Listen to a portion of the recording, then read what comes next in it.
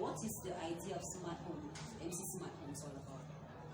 Alright, so MC Smart Homes it's a concept that is built from a bigger universal concept known as Internet of Things. So it's usually just called IoT, which is just a concept that describes how things interact with each other over the internet. So how my phone acts with yours is a concept of Internet of Things, because we use if I have to send you the WhatsApp message, that's through the internet, and I can send a message to my light bulb from my phone.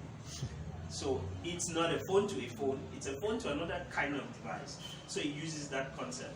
So smart homes are just a way of making people interact with their homes. It's an internet concept. So you can have a home that is fully automated. That's usually the word, automated, making things work on their own. So your home can say, you can teach your home how you behave, and it responds when you behave that way.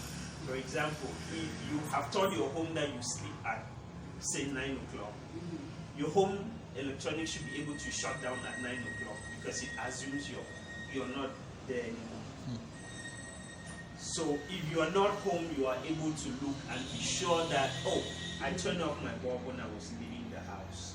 Or you can check to know, oh, my door is open or it's closed. I didn't leave my door open. You're interacting with things in your home even though you're not at home. So smart cities, that's just the concept of giving the access to interactions. The purpose of smart cities, smart homes is first for power efficiency. And I'll give an example. My bulb is not on if I'm not using it. So in my house, if there is no movement in 5 minutes, that means I'm sleeping or I'm not in the house, my bulb will go off. If my fridge gets to a certain temperature, that means it's getting cold for no reason, it should go off. So those are very little things. Or if the brightness of the house, if the house is too bright, that means there's no need for the light being on, it goes off. So that's the aspect of energy sufficiency which smart homes, smart cities bring. But also it improves accessibility. So the word they talk inclusiveness. For example, someone who doesn't see can be independent in a smart home like they have assistant. Phones have voice assistant, which helps persons with disabilities, like people who don't see. So if someone who is blind has a smart home, they don't need you to turn on the light because they don't need to look for the switch. Well, they probably don't need the light. But they don't need you to come and turn on the TV because they can use their phone to do that. They can open or close their blinds without you being there because they can use their phone. So those are the things. It gives you better power efficiency. It also gives access to people who normally will not have the kind of access which is required for inclusive societies. But also it's just a means of innovation. That life has changed, it has evolved, so we should evolve with it. So that's the concept of smart homes. It just gives you the ability to control your home, whether you are in the house or you're not in the house. It has security aspects, for example, like using smart door locks, where you don't need a key to open the door. You need your fingerprint, like you need to unlock your phone, which means you can know what time your door was open and who opened it, even if you're not home. You know my door is open or my door is closed, even if you're not around your door. Someone can go to your home and you give them an access to your home when you are not there. So it gives access, it gives accessibility to people, and it's also a power energy sufficient way of living, which is what they are really trying to to encourage now, especially with the global crisis, they are trying to reduce how much things are produced. For example, if I'm in the house, I have a switch for every light bulb. I have distributors everywhere. You can reduce that to a single device that can control all those electronics. It reduces how much plastic is being produced to do a light switch for your light, for some maybe a socket for this or that. So you can reduce it to a single device that can control all those things, or using your phone to control all those things. So it's also a fight against global warming, reducing the amount of plastic that is produced globally.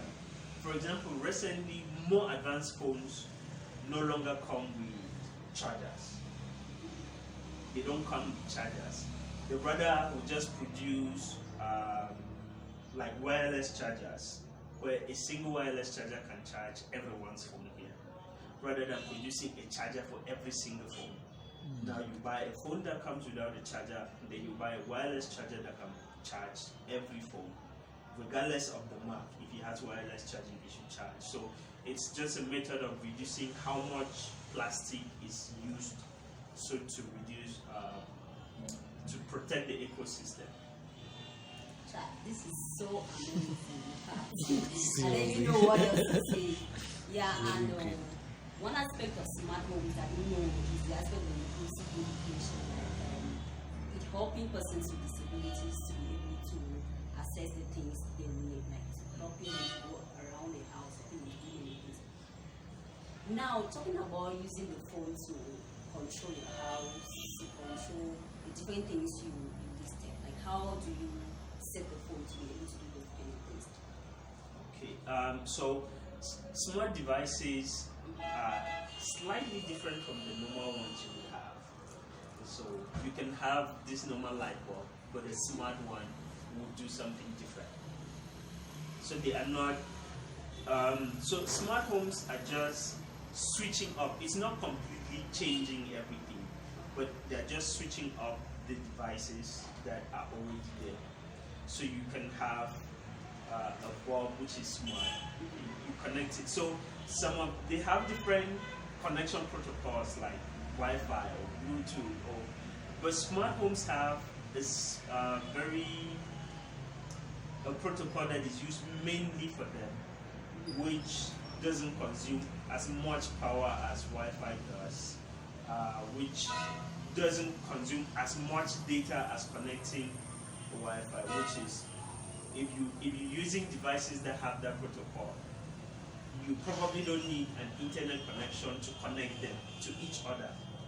So if I have a bulb that is Zigbee protocol, if I have maybe a fridge or a socket or blinds, while they are at home, they can do all those interactions with each other without connecting to my phone.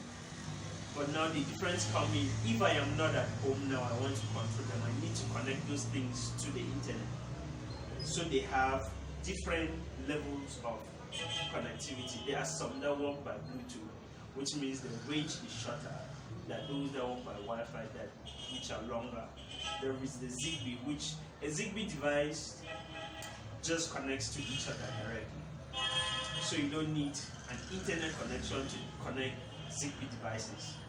So it can transfer information from one device to the next without internet connection, just like Bluetooth would do, but it's a better version of Bluetooth. So it has different ways of connecting those devices. But usually there is a hub, something called a hub, which is, I usually call it's the CPU of a smart home. It's the thing that gives the command. So if I say I want to turn off my bulb from here, it goes to the hub, and it's the hub that turns off the bulb. So it has that unit that connects every other thing in your home to the internet. So that's how you connect your home to your phone. So it's not just to the phone. When you say to the phone now, you can feel it's to any mobile device you're using. When I say phone, it's just because that's what we use when we are out of the house. But if you have any mobile electronic device which you use, you can connect it to it. It's not just to a phone. If it's an iPad or something, you can connect it to it while you're out. Yeah, I wish to find out from you if it is expensive to make our home smart, because definitely that's what we need now. That's what we need. Yeah, Something that we need to increase. is that smart homes are not generally as popular as it's a technology. Even in the West, it's not very popular right now. The good thing is that we are in an era where you don't have to wait that long to have new things. I usually tell people back early 2090s, you could wait for 2 years to have something that came out this year. But now, if you have the money, you can buy what they released yesterday. So we don't have to wait that long. So smart homes are still relatively new. So the cost of a bulb, same as this one, would be higher. But usually what I tell people is you don't build a smart home from start to finish at once. So it's not something where you say you want your home smart, you do everything at once. The good thing is, if you know what you're doing, you can be building one device to the next, to the next. My home, I didn't do it all at once.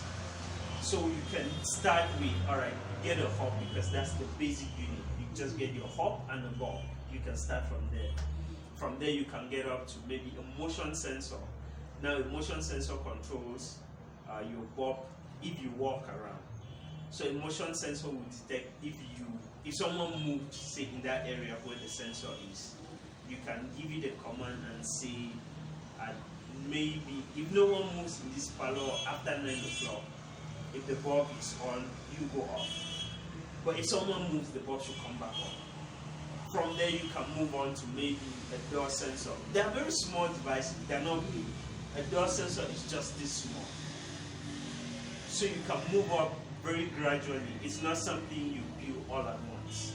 So I started from the very small one, just a hub and a bulb. And then I started building. Then you can go to doors, smart doors, to blinds. It's not the thing where you must do everything at once for it to be smart. You can start really small, and you're building as you have the needs. That's one thing we should understand, that smart homes are not just smart in the appliances and the devices. It's if you know what you need. My mannerisms in my home are different from yours. And so if you get the same things that I have, they may not work for you. So you need to understand what it is, how your life is. I don't have a family. I live by myself.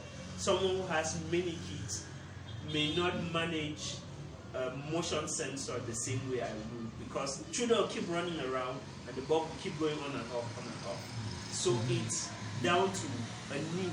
You know how this thing works, and this is what I need. So it's not very expensive as of now, but I would advise that people build and learn what the thing does, and they'll see much money for smaller devices to build up that smart home.